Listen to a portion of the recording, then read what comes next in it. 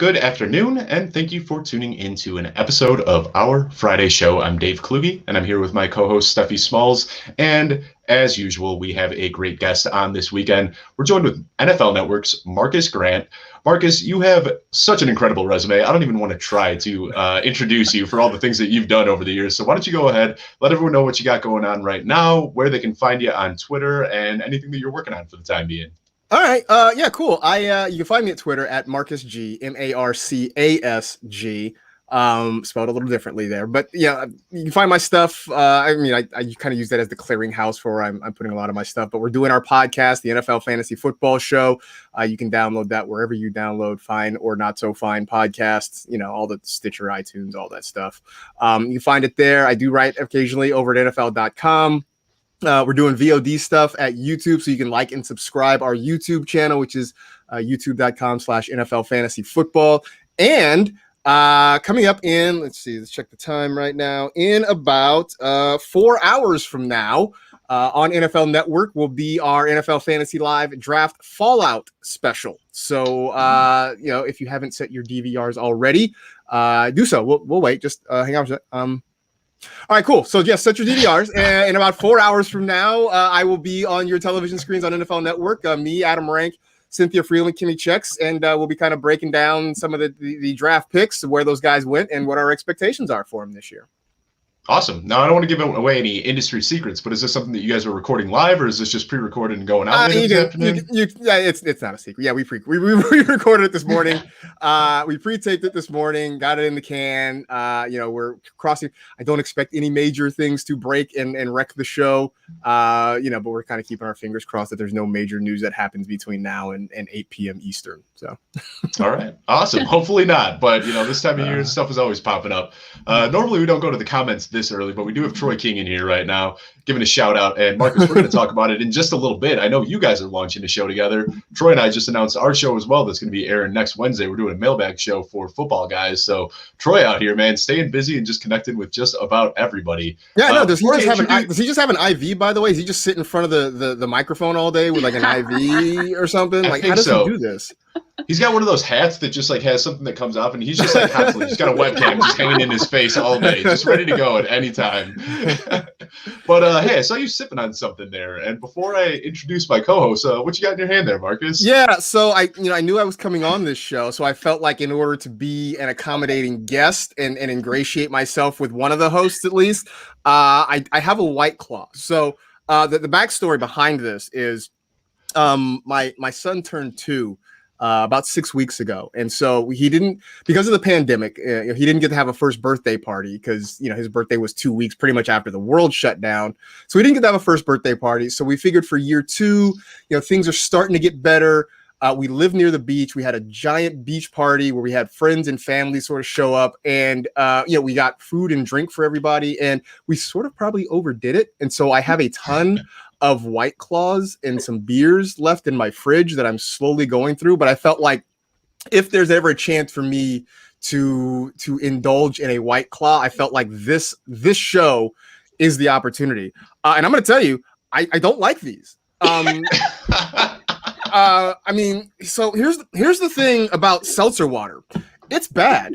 And that's why people keep trying to dress it up. And like, you can put a little bit of alcohol in it, and then they like wave some fruit near the can to make you think it has flavor to it. But in the end, you're still drinking Alka-Seltzer. And like, that's what you can't really get away from that. So, if you enjoy it, God love you. And, please don't let me stop you. But, I really don't know what I'm going to do with all these things that are in my fridge right now.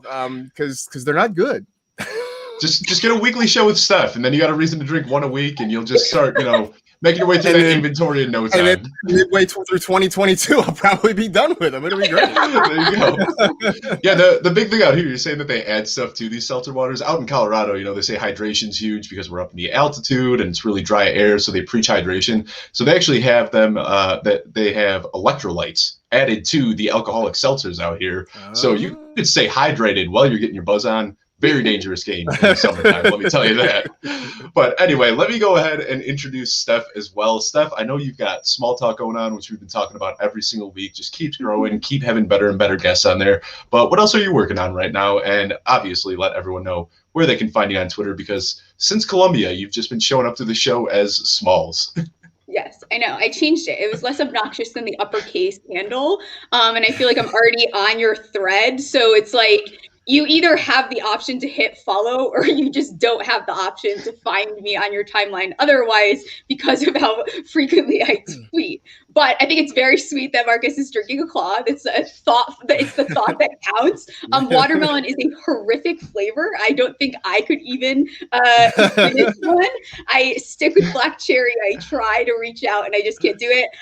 Since I am in Colorado, I'm having a craft beer, trying to be all Colorado. So I'm not having my White Claws. We'll see how long I last this weekend. But Small Talk is coming out right now, 4 p.m. Eastern. So it's out right now. Had a really good episode yesterday talking about, since the schedules came out, these NFL futures, and have some cool stuff in the works. Probably will start announcing next week, but I'll keep my mouth shut for right now. And we are going to talk a little bit about that today. We're not going to dive too deep into, the specific week by week, but we're going to talk a little bit about strength of schedule as we get to the end of the show. So anyone that's watched this before, it's a little bit different than your average fantasy football show. We're not just going to be talking sleepers and rankings. We're going to get to know Marcus a little bit today. And Marcus, I'm thrilled to have you on the show because I watch you on TV and I see you out here all the time, but getting to know you, is always a fun experience. So hopefully we got some questions here that you are excited about. And the first one, I already hinted at this a little bit, but I want to start off by talking about this new show that you're launching with Troy King and Laquan. Troy's a great friend of mine and Steph, and we've both been connected with Laquan for quite some time as well. But why don't you let us know about this show that you've got coming out and kind of what we should expect with it? All right, so it's probably my bad because I don't know the actual name. I don't know if we have an actual name for it yet. We probably do, and I just that's the last thing you come up with, right? And I just sort of flaked on it. But basically, it's just going to be the three of us kind of talking nerd stuff. More different nerd stuff than the fantasy football nerd stuff we do. It's going to be comic books, kind of anime, that sort of thing. It started just, I think, between the three of us just sort of talking about it on Twitter or something like that. And so, they, to their credit, Troy and Laquan sort of approached me and like, hey, do you want to jump in on this? And I'm like, hell yeah. So, so we're going to do our first one on May 20th, which is a week from yesterday. Will be our first one. We'll kind of do that. And we've got some big plans in the works, but mostly it's just going to be something kind of fun and different. I know we all love football and talking about football and fantasy football, but every now and then it's sort of nice to kind of step away from that and talk about something different. So this is a chance to kind of do something different and fun. Yeah, no doubt. And that's kind of how we feel about this show. It's still about fantasy football, but it's not just that, the same conversations that you're having on every single fantasy football show. We try to get a little bit outside that. So I get that. And then, Troy is in the comments saying that you guys don't have a name yet and that the name is coming. Okay, good. So I didn't forget about anything. That makes me feel better. No. And Troy and I, like I said, we've got a show coming out next Wednesday. And we said, hey, let's announce the show. And then we realized, wait, we don't have a name for this. So we're just like, mailbag show. We're answering mailbag questions. So we'll just call it the mailbag show. Keep it easy. I mean, look at the title of this show, Dave. Our Friday show. Yeah. Creativity was a little low there. So let me ask you one question about this, because I know you're going to be talking comic books, anime, all that stuff. Is Into the Spider-Verse the greatest comic book movie ever? Yes. Absolutely, it is. It's funny. Because I always grew up as a Spider-Man fan. My little quick rant on this, and I say this a lot, but you look at some of the major superheroes out there, right? Like Superman and Wonder Woman really they're not human. I mean, Superman's actually literally not human. It's from a different planet, and Wonder Woman is pretty much a goddess among humans because she is so perfect and excellent in every way. Tony Stark, Bruce Wayne, they're trust fund kids. They have different sets of problems than the rest of us do, right?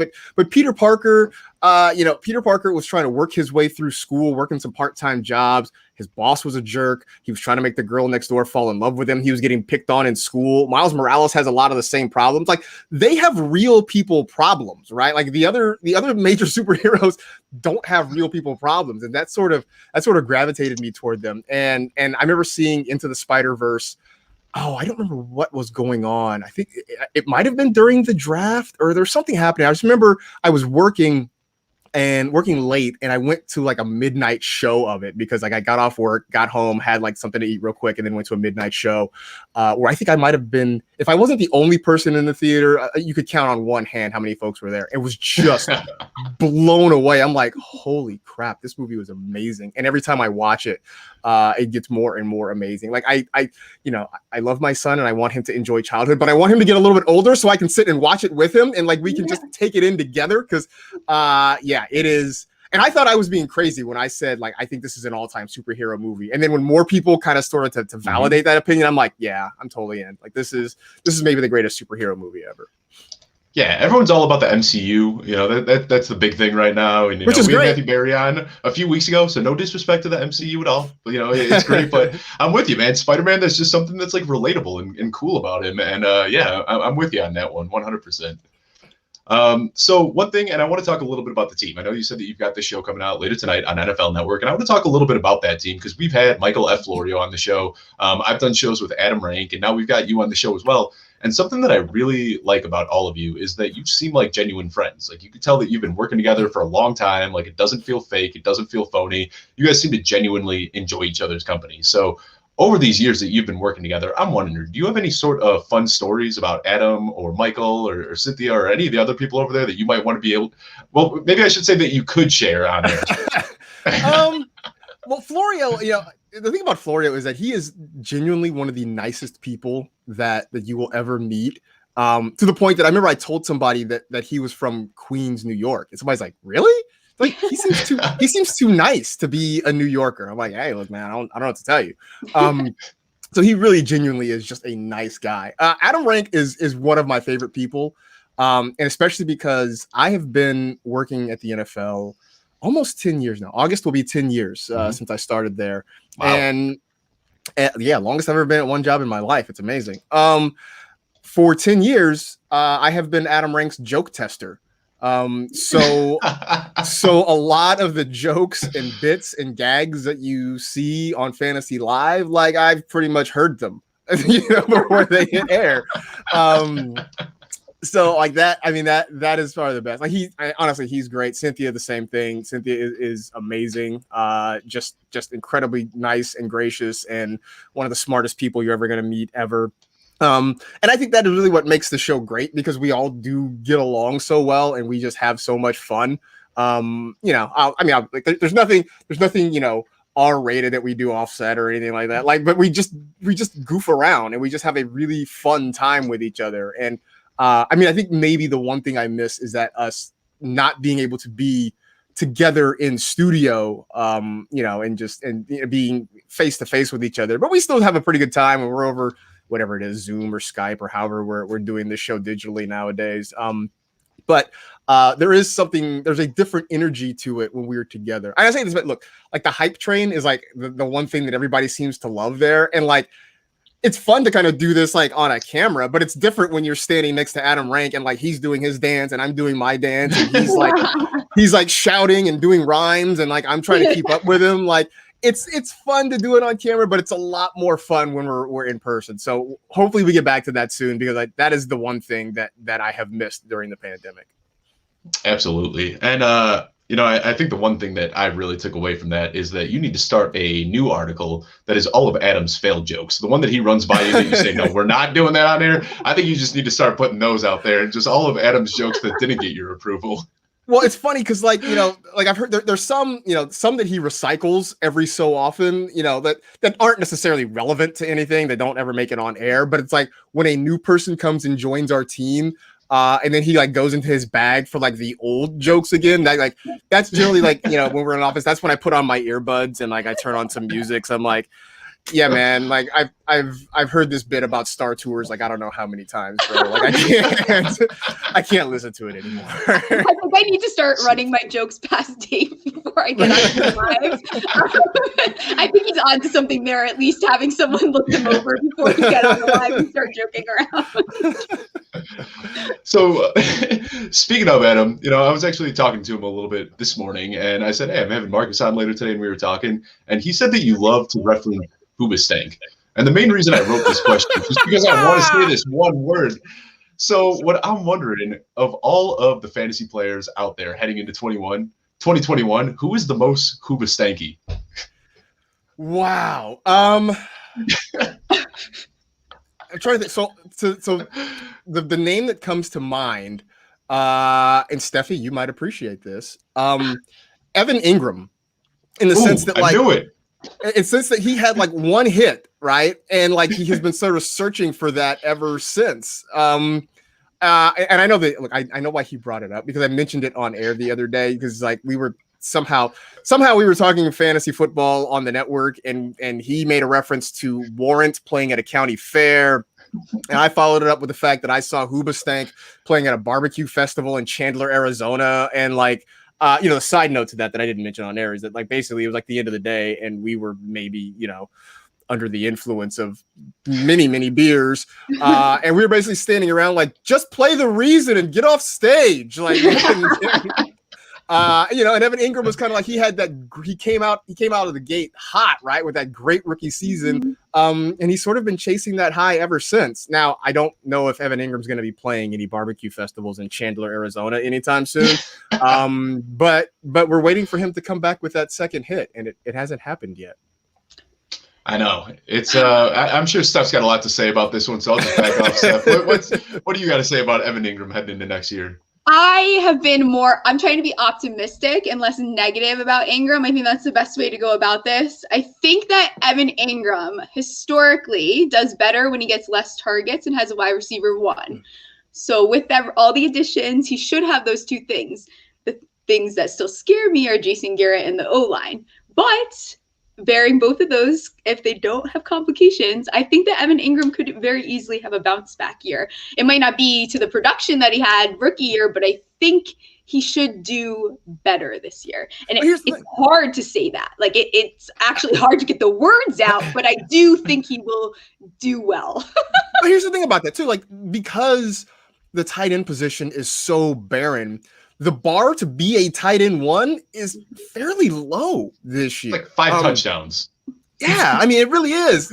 I said, I was talking about Kyle Pitts with Rank, a week or two ago. And, I made the point that, like, I wouldn't be surprised if Kyle Pitts is a top 8 tight end. And he sort of was like, he's kind of like, I don't know. And I said, look, man, to be a top 8 tight end, really, you're talking about what? 60 catches, maybe 750 yards, 6 or 7 touchdowns. And he stopped. He's like, oh. So, yeah, I can see that. That could happen. Right? So, like, the bar to be a tight end one isn't really that high to hurdle right now. No. Yeah, and that's why when everyone's making these jokes about like Tim Tebow being a tight end one, I'm like, that's really not all gonna it takes happen. is a few touchdowns. They drop a few plays, who knows? No, Tim Tebow's not gonna. Tim Tebow's not gonna be a tight end one. He has been my round 25 draft pick every single time. Just hoping for some veteran leadership on these rosters. Oh man! But while we're on the topic, talking about Hoobastank, I do want to talk a little bit about music, because there was something. This was a few months ago, but it was one of those Twitter threads, where it's like 6 of your favorite artists, 6 people to follow. It was one of those things. Somehow you and I ended up in this thread together, and you had a lot of artists on there that I really liked, but the one that jumped out to me specifically, Sharon Jones and the Dap Kings. That's somebody that not a lot of people know who Sharon Jones and the Dap Kings. So I'm just wondering how you found her, and if you want to expand on Sharon Jones a little bit. Yeah, man. She's Well, one first of my off, favorite artists. First off, rest in peace, Sharon Jones, man, because that was sad. I honestly don't remember how I first encountered Sharon. It might have honestly been like originally like it was either one of two places. Either it was like a thing that showed up in like a Spotify Discover Weekly, possibly, or my favorite radio station out here in Los Angeles is public radio station. They kind of run NPR news and stuff like that during the day, but in the evenings and on weekends, very much, kind of eclectic music and stuff like that. And so it's very possible that is sort of where I first encountered her. And so I kind of fell in love with the music sort of that way. And then back in 2008, maybe, me and some friends decided to take a road trip from California out to Tennessee, and we went to Bonnaroo one weekend. And nice. Sharon Jones and the Dap Kings were one of the acts. I think like second day, like mid-afternoon sort of thing. We're just like laying out in the field, getting baked by the sun, and watching Sharon Jones. And like I was already sort of a fan, but watching her live and just the amount of energy that this tiny woman packed in. I mean, I don't think Sharon Jones was 5 feet tall. I mean, she might have been like 4'10", 4'11", just a tiny woman, but just packed so much energy. And the band behind her was so great to watch. So like that took me from being like kind of a fan to just like a next level fan. And so, yeah, like, she passed away a few years ago and super, super sad, but it's still always a fan of Sharon Jones. Not to mention the fact, look, so one of my favorite songs, and I know I'm just kind of rambling, but whatever, sorry. One of my favorite songs is Inspiration Information by Shuggie Otis. And Sharon Jones and the Dap Kings do a fantastic cover of Inspiration Information. All right, I'm gonna have to look that one up because I haven't heard it. The first time I heard Sharon Jones, a friend was playing it, and I just assumed that I was listening to some like '60s soul, like that's what I. And then I was like, "You're telling me this album came out in 2007?" Yeah. It's all relatively recent. Yeah, her stuff is unbelievable. If you haven't listened to Sharon Jones, check it out. So the next question I got for you, Marcus, and this one's kind of a two-parter. I like to go back and look at kind of where people that are in the industry got their start. And a lot of times you find people were in corporate America and kind of made the switch, or were doing something before. But when I went all the way back to 1995 and saw that that's when you started working at Fox Sports. So you've been in this industry for a long time. First part of the question, what's your skincare routine? I don't know how you've been in the industry this long and look this good, but second part of the question, I'm just wondering when you knew that you wanted to get into the sports industry, because apparently it's something that you've wanted to do for a long time. Yeah. Well, first, black don't crack. But also like I don't know, just drink a lot of water basically and try to wash my face. The other part of it though, I thought when I was in high school, I grew up as a kid, and I wanted to be a writer for a long time. Then, by the time I got to high school, I think that focus sort of switched over to journalism. And I really thought when I graduated from high school, I thought my career path was going to be more kind of straight, hard news. I thought maybe my career path was going to end with me being, the anchor of a nightly news show, right? Like I was going to be a Dan Rather type, something like that. And then I got to college, and honestly, it really switched like my first weekend in college. I remember, move-in day, and just, you're meeting people, you're kind of making friends, and, met these two guys on the front lawn of my dorm that I'm still friends with to this very day. They were tossing a football around. I was like, "Hey, you mind if I jump in?" They're like, "Yeah, sure." So we're tossing a football around, and they're like, "Hey, so we hear there's a student radio station on campus. They got a sports staff. They let you cover, some of the sports here on campus. We're going to go over and see if they'll let us join up. You want to come with?" I'm like, "Yeah, sure. Why not?" So I remember we somehow talked our way into a fraternity party. Like we didn't know anybody there. We just talked our way into this party, met the guy who was the sports director. I just remember him just sort of lounging on a couch with people crowding around him, and like he's got a couple beers in his hand, and we're like, "Hey, yeah, we're like little freshmen guys. Like we hear you run a sports staff there." He's like, "Yeah, come on by on Monday. We're having a meeting." So we joined up. I think that first year, my beat was women's soccer. I covered women's soccer for that first year, but it was the camaraderie of the group, and the fact that it was like, I was like, well, these guys, we just sit around, we talk sports. Like that's what I used to do with my friends back home. I'm like, I can make a living out of this. Like maybe I don't do the hard news thing. Maybe I do the sports news thing. And so that sort of changed my path. And yeah, I have kind of been chasing it ever since. I mean, the jobs have sort of changed, and the goals have sort of changed. But yeah, I think it was sort of that moment that made me realize that, maybe news wasn't my destiny, and maybe it was more of a sports career. Well, I'm sure you would have succeeded in any role that you took, but we are more than happy to have you in the sports industry because you just fit in so well here. But I want to stick on that for a little bit because you were talking about, in college, that's when you got into it. I know you went to USC and got your BA in broadcast journalism, but while you were there, Keyshawn Johnson was the stud receiver at USC. He has also gone on to have a pretty successful TV career. So I'm wondering, since you graduated, since he got his chops in the TV, have you guys crossed paths at all since then? Not since college. So funny story about that. I remember once, look, he was, cause he was a junior college transfer. So we actually got to USC at the same time. But when I was a freshman, he was a junior. But I remember, I think it was it would have been his senior year. No, I take that back. It would have been my freshman year, in the end of his junior year. And at that point, look, you had the idea that Keyshawn was going to be a high draft pick, right? I mean, he was going into his senior year. He was a Heisman candidate. We didn't know he was going to be the number one pick, but you knew he was going to go really high. And I remember this would have been the spring semester of my freshman year. Some friends and I were leaving a USC basketball game, walking out of the arena, heading back to campus. And as we're walking out, this Ford Mustang, comes speeding up. It comes to a screeching halt, like almost takes us out. We're like, what the hell? The driver's side window opens up. Keyshawn's head pops out, and he's like, "Hey man, I'm not gonna hit you guys." And he's like, "I ain't got no." He's like, "I'm not gonna hit you guys because I don't have any money." We're like, "Yeah, not yet."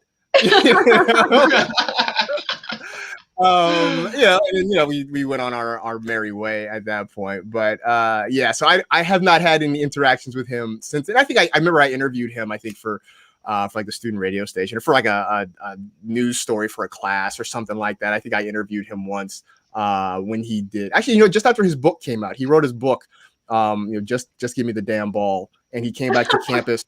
He came back to campus to sign it. So this would have been probably, I think, my senior year. He came back to do a book signing on campus, and I did like a short interview with him about his book signing. But that's probably the last time I think I've interacted with him. That's awesome. Yeah, Keyshawn Johnson just seems like a great guy, but that's really cool that you guys overlapped during that time in college. Yeah. That's me. Yeah, I'm like hanging on to Nick Foles for dear life that we went to college together, and I bring it up as much as I can. Are you a Wildcat? I am a Wildcat. Oh, bear down. Yeah, I would say this because Keyshawn was one of the few things we had to hold on to there, because when I was in school, it was maybe the worst 4-year period in the history of USC football while I was there. I think I am part of the only graduating class that never got a win against UCLA in either football or men's basketball. The only upside is that we had I think an 11-year winless streak against Notre Dame where it was 10 losses and a tie. But we did break that. We broke that when I was there. We got a win against them in overtime. And the other part that I remember is that because I remember being there and my dad came to the game with me, and I got him into the student section. And when we beat them in overtime, everybody rushed the field. And somehow I remember getting down on the field. I kind of got caught up in the wave of people and ended up on the field. And I get sort of near the goalpost, which the LAPD surrounded immediately. So nobody was going to get to them. But we got toward there. And I remember I looked behind me and my dad was there. And I'm like, what are you doing here? He's like, I didn't mean to come down here. He's like, the crowd just sort of moved me along. So we ended up on the field together after SC beat Notre Dame that day. Honestly, some of my funnest weekends in college was any time that we played USC. It was a blast, whether they were coming to U of A or we were going there. It was always a good time. Basically always whooped our butts, but it didn't matter. It was just a good weekend. Always had so much fun when we were there. But you've been in the football industry, broadcasting for a while. When did you start fantasy football? I started fantasy football. Was I playing? Oh, yeah. I started playing my freshman year of college. I played again. So we were at the radio station, the student radio station, and one of the seniors on the staff was like, "Hey, I've got a fantasy football league. Do you guys want to get involved?" So it was me and the two other guys who asked me to join up with them. We decided we'd all share a team. We'd run a team together. Neither of us had played fantasy football at that point. We kind of knew the basics of it. Neither of us had played, but we're all like, we know football. I mean, how hard can this be? So, we went to the student bookstore and we got ourselves a Street and Smith's magazine.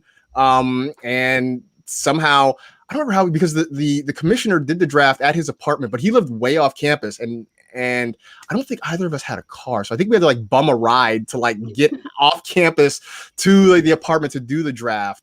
I remember our first pick. So this was 1994. Our first pick was Dan Marino, which nowadays seems crazy that we took a quarterback in the first round, but like back then, like it was right. It was pretty common. Like they score the most points, so you draft the quarterback first. Like I tell people that all the time, and they don't believe me. Yeah, draft theory was my first pick ever. Draft theory hadn't really evolved that far, so like to pick Dan Marino in the first round like wasn't a really crazy idea. And I just remember the other part of this, and I tell this to like the younger folks who I work with, like some of the interns or the younger staff there, and I'm like, when I talk about my first year playing fantasy football, I use a lot of old timey words like answering machine and newspaper, because like we would have to call in our lineup, right? So like Saturday night we would call the commissioner.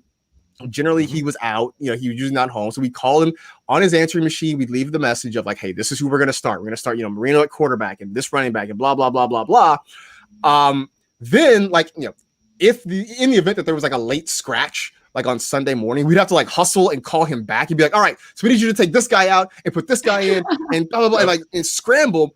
So so that's how you get your lineup in. You really don't have any idea of who your opponent is starting. You can sort of guess, like you kind of like look at their roster and kind of guess maybe who they're starting. So, the games happen on Sunday. Monday morning, we would go get the LA Times.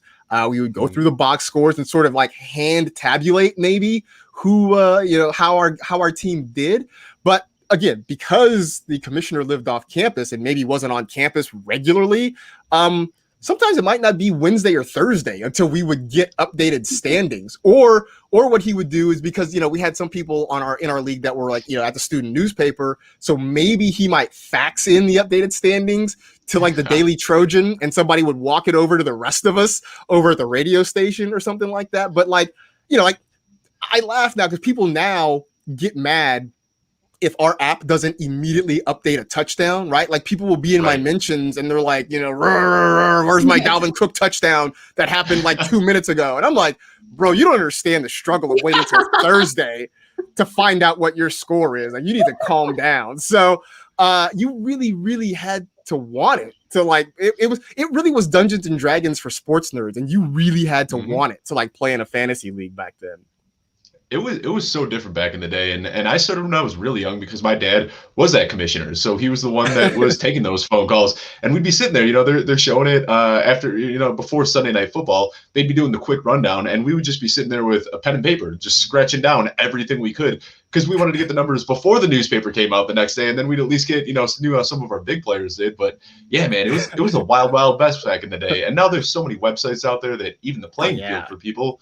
But yeah, that's what it was. You pick players that you liked. Like it wasn't like everything was all about expected value or whatever. You pick the players that you liked and on teams that you liked, and you pick quarterbacks first because they scored those points. Well, and it's funny you say that too, because so there was one woman in our league. She was the girlfriend of the commissioner, and she was from Boston, and she's like, I don't really know anybody besides Patriots players. And keep in mind, this is the mid-90s. The Patriots were average. They were bad. Best.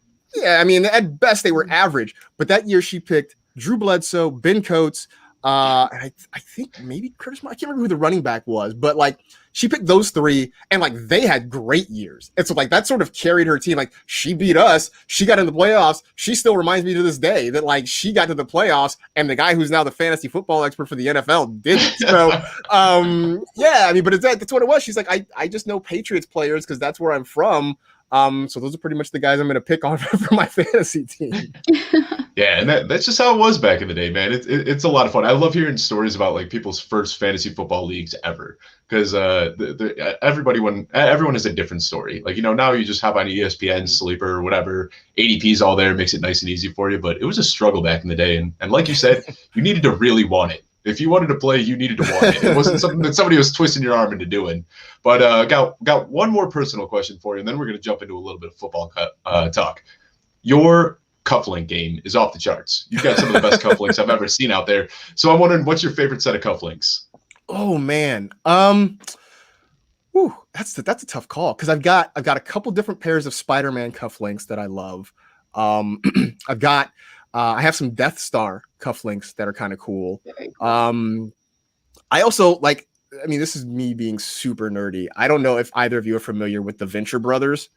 I am not. Is that the old like prank phone calls? Is that what I'm no, thinking? No, that's I'm thinking the Jerky Boys. Yeah, that's right. All right. So the Venture Brothers was again. This is me super nerding out right now. But the Venture Brothers were an Adult Swim cartoon for years. See, Bo McBigtime knows. Like he knows. they were an Adult Swim cartoon, and so the reason I first kind of glommed onto the Venture Brothers is because they started off as a Johnny Quest spoof, and I always thought Johnny Quest was stupid, so anything that made fun of Johnny Quest I was like, hey, I'm kind of a fan of this.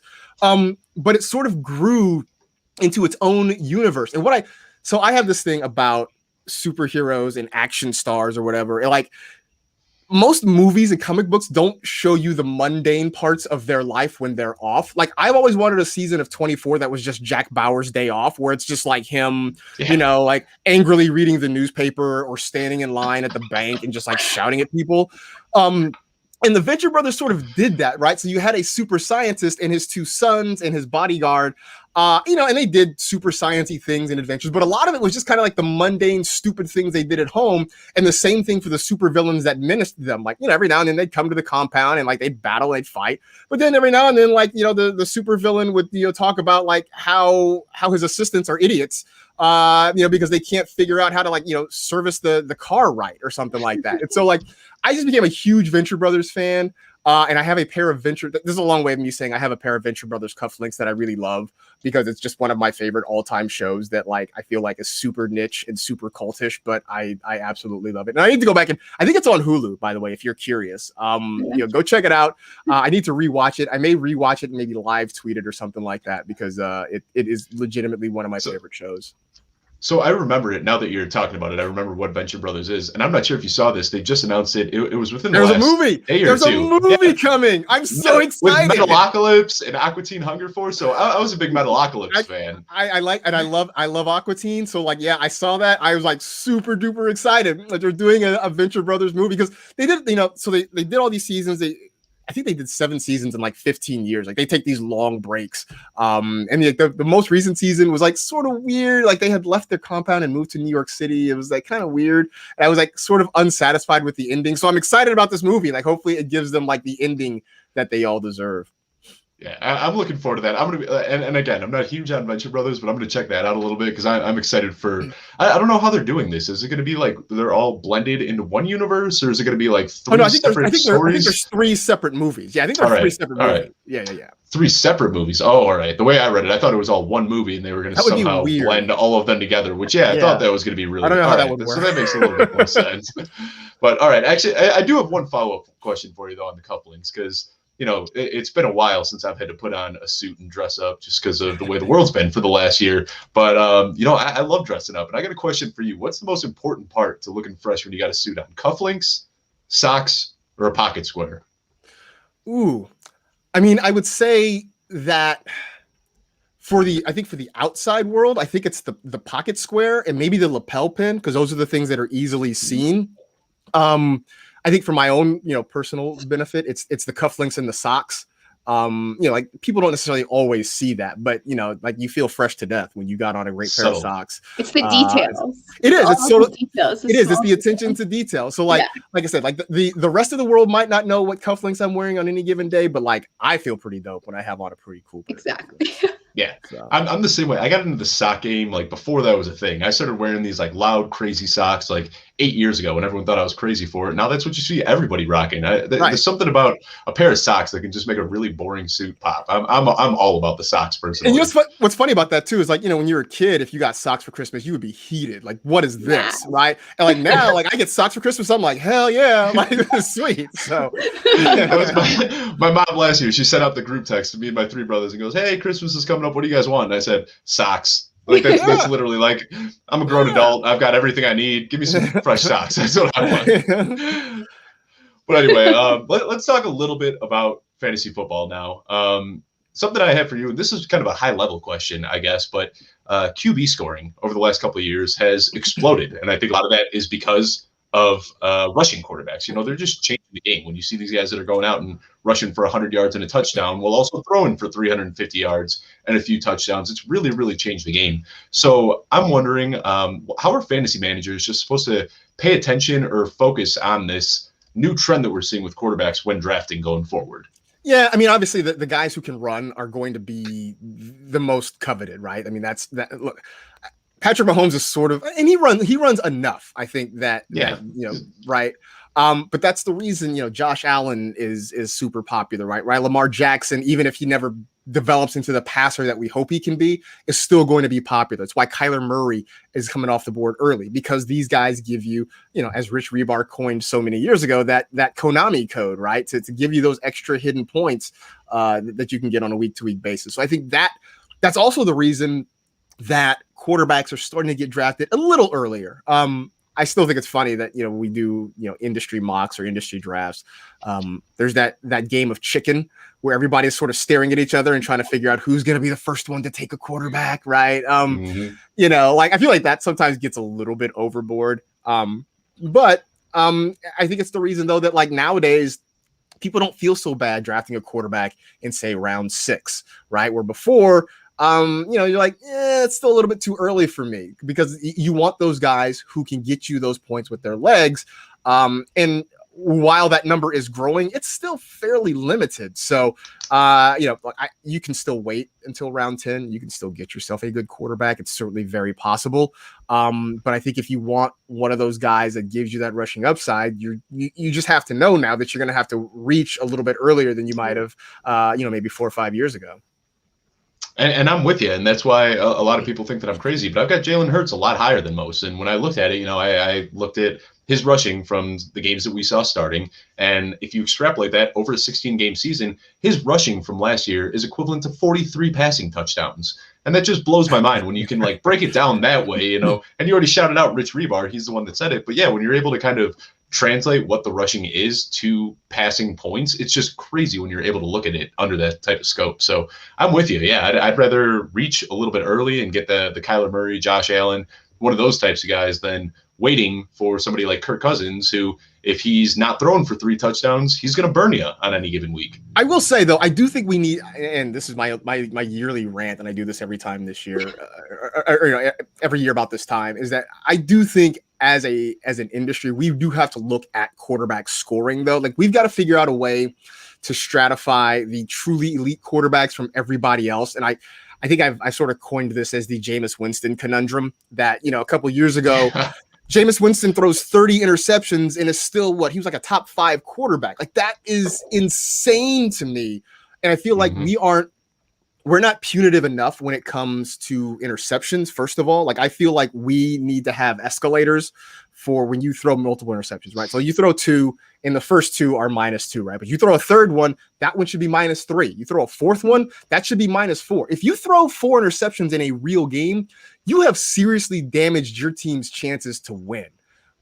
In fantasy, it's not quite as punitive. And I think similarly, though, let's reward the guys who throw multiple touchdowns, right? Like, if you get a 5 touchdown game from Patrick Mahomes, that should be a bonanza. So same thing, like, right? The first 2 are, +4, +6, or whatever your scoring system is, right? But the third one is worth more. The fourth one is worth more. So, like, that way it really does separate, the really great quarterbacks from everybody else. And I know everybody, like, the response whenever I say this is just play super flex leagues. And I'm like, I feel like what that does is create scarcity amongst quarterbacks and not necessarily value. And I think those are 2 different things. And I play in super flex leagues, and I think they're fun. I think they're perfectly fine, but I don't think it solves the issue of really separating the elite quarterbacks from everybody else. Right. So, like, it would make it, here's the basis of this, right? Like, I feel like we all agree that Patrick Mahomes is great. We all agree that Patrick Mahomes is awesome. Why is it considered a tactical disadvantage to draft Patrick Mahomes because of where you have to get him? That doesn't seem right. That doesn't seem fair. We got to make it so that, like, people really want to get Pat. So, like, we should have fist fights over who's going to draft Patrick Mahomes instead of everybody being like, I don't want to pull the trigger on it. It seems too early. Like, it just doesn't make sense that we would tactically avoid great players because it seems like a disadvantage. That's weird to me. It's kind of like I think trying that's to great. marry fantasy and just like being a football fan and football itself and what it is as a sport and what players are helping their team win rather Right. than like, oh, I can draft Tannehill in a later round and probably still get the same kind of value that I could out of one of these elite guys. So I think Exactly. it's like trying to find this happiness between being just an NFL football fan, like your average Joe, and then also playing fantasy. I totally agree with that. Absolutely. I really like the idea of the accelerators too. You know, coming from a sales background, you're speaking my language with the accelerators here. Because I've seen a lot where they have like the boost, where like you throw for 400 yards, you get an extra 2 points. You rush for 150 yards, you get an extra point. Like I've seen stuff like that before. But the idea of having it kind of tiered for when you throw multiple touchdowns, when you throw multiple interceptions, I think that's a fantastic idea. I think that you should be the change you want to see in the world and commission a league that does exactly that, because that sounds like an awesome idea. You're so inspirational, Dave. So something else I wanted to talk about, and we talked a little bit earlier in the week, and what you said is that you want to talk about how there's a need for more randomness in the game. Mm-hmm. And I want you to expand on that a little bit, because I didn't understand completely what you were saying. So how do you want to see more randomness? Well, I think we get more randomness just by sort of not tinkering with everything so much, right? Like, I know the trend is to get rid of kickers and to get rid of defenses. And now, there's been, I think, sort of a groundswell of, hey, maybe we don't have tight ends or we just make them a flex spot or whatever. And I've never heard an argument for dismissing one of these positions that basically doesn't boil down to, we can't project them and it sucks and it's sort of difficult. And I'm like, that stinks as an argument, right? Because one, I think especially if as you get more event, like I understand sort of narrowing the focus maybe for more beginner, more casual players. But I feel like if you are an advanced player, the randomness of it sort of makes it fun. It sort of adds to it. And I think about it in terms of maybe every other form of entertainment that you enjoy, right? Like we like sports because it is sort of unpredictable, right? Like we like movies that have endings we didn't see coming, right? We sort of enjoy that. Like if you kind of know what's going to happen, like maybe you can enjoy it, but it's also like, yeah, I sort of felt like this was going to happen, and it's a little bit of a letdown. And I think that's good. I think if we're getting really good at projecting things, right? Like there's so many people, so many smart people who are doing so many things with analytics and algorithms and all these things that we're getting pretty good at projecting things. I mean, there's a reason that when you look at rankings across the board and projections, there's not a lot of wide variance because we kind of figured this whole thing out. And so I feel like this trend to basically make fantasy a contest of who's best at picking running backs and wide receivers kind of sucks. And I think we should include some randomness to the game. And so like again, like if you don't strategize to get, say, a Travis Kelce or a George Kittle early, and you got to figure out how to mix with the Tyler Higbees and Mike Gesicki's of the world. I mean, that feels like playing on advanced mode, right? Like that feels like something that should happen there. I also feel like it sort of levels the playing field. If you have some maybe more advanced players playing with more immediate or casual players, it's what I call the button masher theory. Like when you're playing video games, like if you play, I'm gonna date myself a little bit, but if you're playing Mortal Kombat, right, and all the exactly moves, what I was gonna say, right? Yeah. All the moves. If you're playing against somebody else who's really great at Mortal Kombat, like you're not quite as worried because you can kind of predict what they're gonna do and you can block and dodge and all this kind of stuff. If you're playing somebody who has no clue what they're doing and they're just button mashing and they're shooting fireballs at you and they have no idea what they're doing, like there's a little more danger in that, right? So like, I think there's something kind of fun, and it levels the playing field where, like, if you're playing against somebody who's sort of a casual and their kicker kicks 7 field goals, and that makes things a little bit more, nerve-wracking for you on any given week. So, I understand that I'm sort of swimming upstream on this, that the tide is definitely going the other way in terms of getting rid of kickers and all this other stuff. I understand that I'm in the minority, but yeah, I mean, I really feel like adding randomness to the game is great. And I feel like if your argument for getting rid of something is I suck at projecting it, well, then that sucks. And maybe we don't need to be able to project every single thing accurately. I'm with you. And I feel like there's kind of two types of people that play fantasy football. There's some people that play strictly for the money and they want to be in, 100 leagues and they're going to have all of their rosters sitting in Excel spreadsheets and they're going to be watching everything meticulously. Which feels like a job, they're by the way. Like, that feels like a job. But they're treating it like the stock market. And they're just like trying to like make sure, like, I'm making X amount of money every single week and whatever. That's what you want to do. That's what you want to do. But when I play fantasy football, I play to have fun. And that's exactly what we did in my home league a few years ago. We jacked up the scoring for kickers and defenses. And we were like, hey, it's been the same two guys that have been winning for the last 6 years now. So let's just throw caution to the wind. Kickers are going to be putting up 20-point weeks now, and let's just have some fun with this. And we've seen new people into the playoffs every single year since. So I'm with you. I mean, if you want to have fun, I think that's the way that you got to do it. Yeah.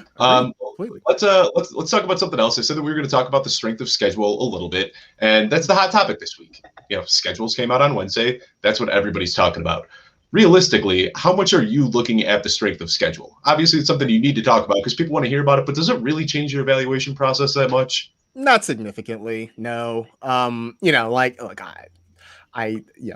my employer did a 3-hour network show about the schedule release just a couple of days ago. So, obviously it is a thing that is important. We know fans love it, and it is at least a conversation point, right? Like, I think part of what makes this job interesting and part of what the interest is because people want as much information as possible. And I think that is certainly another data point to look at, but I don't factor it in a ton, right? Like, so for instance, I went through the schedule and, obviously based on last year's FPA, which is always sort of shaky because rosters change and what have you. But based on that, two of the worst running back schedules in the league are Christian McCaffrey and Saquon Barkley. Well, okay. You're right. Like, I'm not gonna not take Christian McCaffrey at the 1.01 because he has a bad schedule. I mean, everything else says that this guy's still gonna project as a top 5 running back when it's all said and done. I mean, his usage rates, his ability, all of that still screams he's gonna be a really productive guy.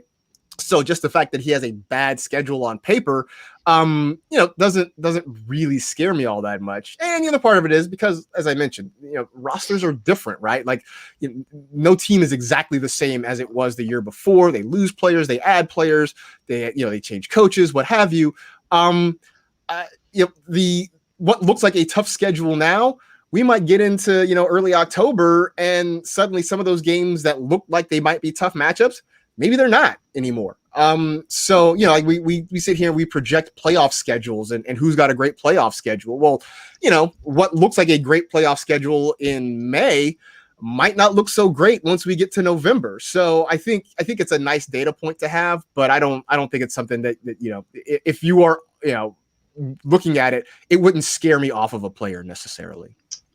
Thank you. I mean, I feel like I set you up because that's exactly how I want you to answer it. Because I think that it's a big bar. And it's something that people have to talk about. But, we saw in 2017, the Jacksonville Jaguars were this elite defense that you didn't want to start any receivers or running backs against. And people were factoring that into their 2018 evaluation. And then they came out one of the worst teams in the league. And they won 5 games. And they had a Swiss cheese defense. So I'm with you. There's so much that changes every year. That try to look at what a team did last year and then using that for your projections the following year, I think it's all a bit overblown. Now, I don't want to go too deep into this, and I'll give you an option of one or the other. But this time of year, I like to ask, there's some huge ADP discrepancies out there. Players that are going way too high or going way too low. So just between running backs and wide receivers, I'm wondering who's the guy right now that you're seeing the biggest gap on your value and where the consensus is ranking him? I think the guy that I'm looking at that has maybe the biggest gap, and it's not even huge necessarily. I feel like Najee Harris, the Najee Harris hype is going to go maybe a little bit further than I'm willing to go with it. Mm-hmm. I think I've done a couple of mocks where he's sort of early second round, and even that is maybe a touch early. I'll also say this. So in full disclosure, I was sort of like, all right, maybe I can get down with Najee in the early second round. And then I was on a podcast with Dave Richard and the guys at CBS, Adam Azer and Dave Richard, who do great jobs over there. And Dave started like spouting out all these things. And I'm like, oh, maybe I don't love Najee Harris quite as much anymore. I mean, I still think, you're taking him in the second round, but I don't know. I have this sneaking suspicion that, we will get to August and people are going to start taking him in the first round. And I just don't know. And I think it's mostly because we covet running backs and he is the guy, especially among the rookies, that seems to have the easiest path to a workhorse job there. So, I like him. I think he's incredibly talented. I like the fact that I'm not worried about Benny Snell or anybody else in that backfield really taking food off of his plate. Kalen Ballage. Hey man, I'm a truther, okay? we got to a point last year where Kalen Ballage was a thing for a couple of weeks, right? Like, forks up, man. Wait, I shouldn't say it's not a thing for me. I was gonna say Steph's not gonna be happy about that. Yeah, one. I can't believe you just did that on my show. It's like you got the White Claw. Come on. Man, we gotta keep it in the Pac-12 family, Yeah, it's true. But yeah, I'm not worried about anybody really stealing serious opportunities from Najee Harris. But there are things about that offense that concern me. But I think we may sort of see him get pushed up to a level that I'm not really comfortable making a move at right now. It's already happening. I do a lot of best ball drafts. The other day, there was one guy picking ahead of me, and I saw Aaron Jones and Ezekiel Elliott were both sitting on the board. And I was like, all right, I'm going to be happy with either of those guys at the 8th pick. And the guy at 7 took Najee Harris. And I was like, well, I think the hype train has already left the station. You take things too far now. Like now you've gone too far. I have not done that many best ball drafts so far this year. So I remember a few years ago I went way overboard and I loaded up on best ball drafts in February and March. I'm like, yeah, this seems great. And then I got to July and I went these teams are trash. What was I doing? Yeah. So that sort of calmed me down from doing too many best balls at this point. Yeah, I'm gonna have that realization next year, I'm sure. I've been doing best ball drafts since February, and even before the draft, all the guys, everybody that I was targeting pretty much just got shot in the foot in the NFL draft. And I'm like, all right, time to reevaluate my entire process. Last question I have for you though, and this one is also one that I've been asking quite a few people lately. How are we supposed to approach tight ends this year? Just what are we supposed to do? You've got the big three, and then you've got this middle tier of Fant and Hawkinson and Goddard, maybe Andrews and a few other guys. What are you supposed to do? Just what's your take on this? So let me start by saying this is a question where I stink at taking my own advice on it.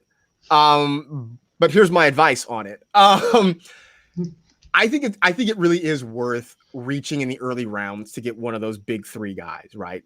I have no problem with reaching for a Kelsey, a Kittle, a Waller, one of those guys. But then I really feel like if you don't get them, then you wait and you play some of those later round upside guys, right? I like Cole Kmet. I like Dawson Knox.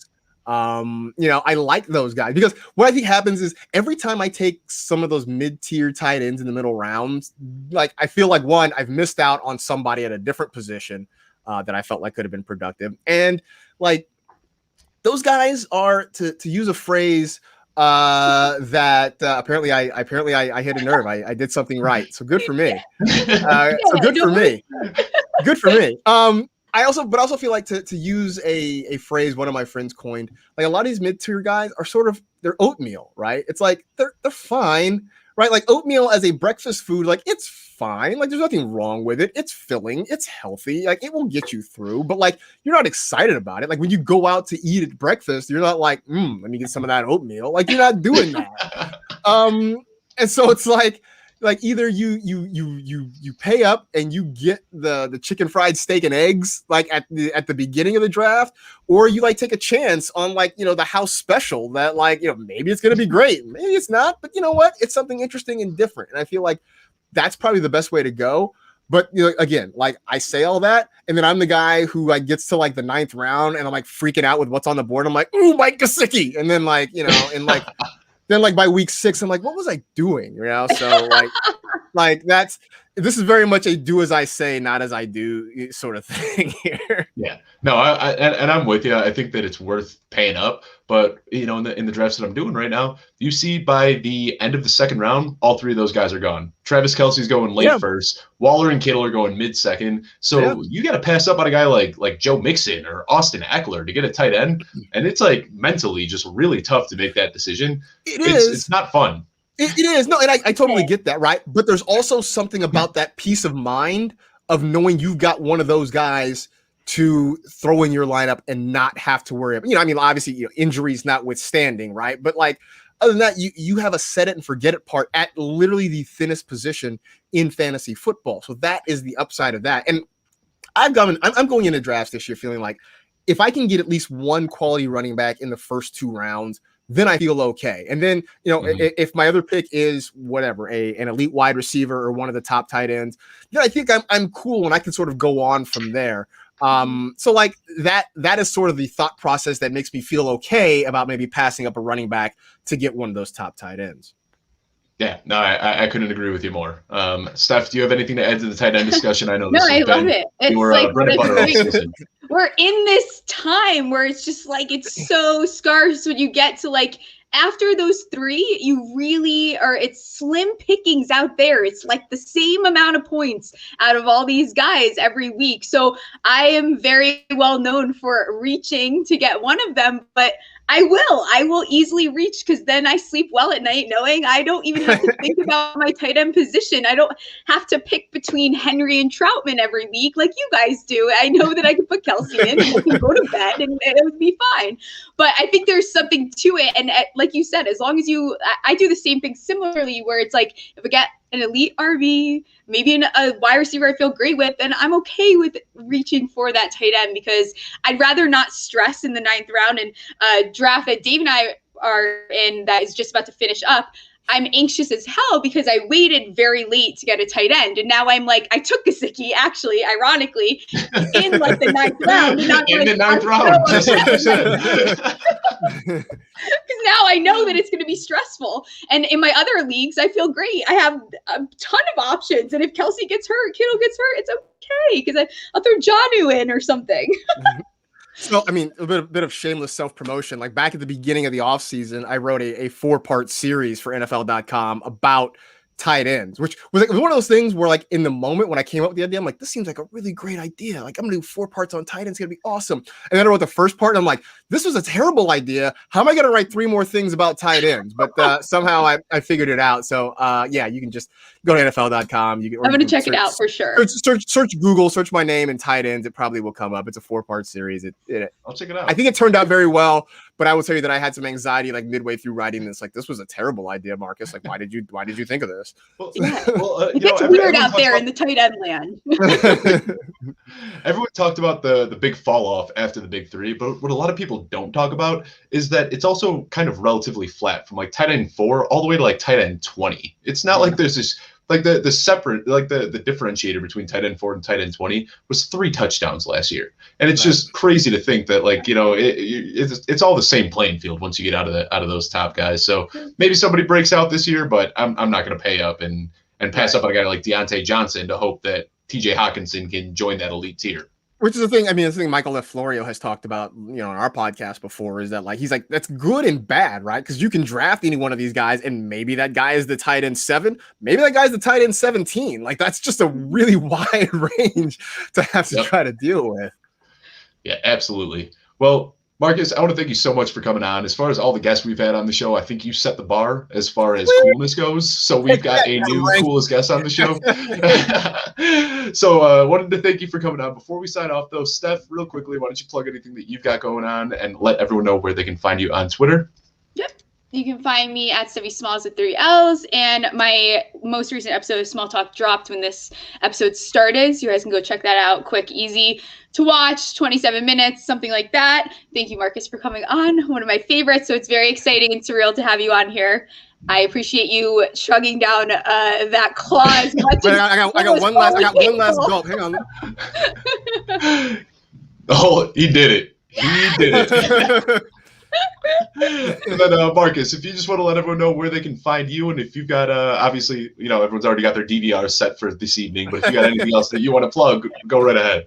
Yeah, like I say, at Marcus G, MarcasG on Twitter. You can find me at NFL.com. The YouTube channel is youtube.com/NFL Fantasy Football. And yeah, in about less than 3 hours from now, NFL Fantasy Live Draft Fallout. So you can, and the podcast, like, duh, the NFL Fantasy Football Show. All the places, Stitcher, iTunes, Spotify, whatever, all those places that you find podcasts. Be sure to follow him on Twitter at MarcasG, MarcasG. You'll find all of his stuff there. I am Dave Kluge. You can find me at my new handle now. No longer have the FF, just at Dave Kluge. And then Steph and I, we're taking next week off, but we will be back in 2 weeks on Friday, 4 p.m. Eastern, just as always. And we've got Yahoo Sports, Andy Behrens joining us. So I am very excited for that one as well. Anyway, thank you for tuning in today. I'm Dave Kluge. And I'm Stephie Smalls. And thank you for tuning in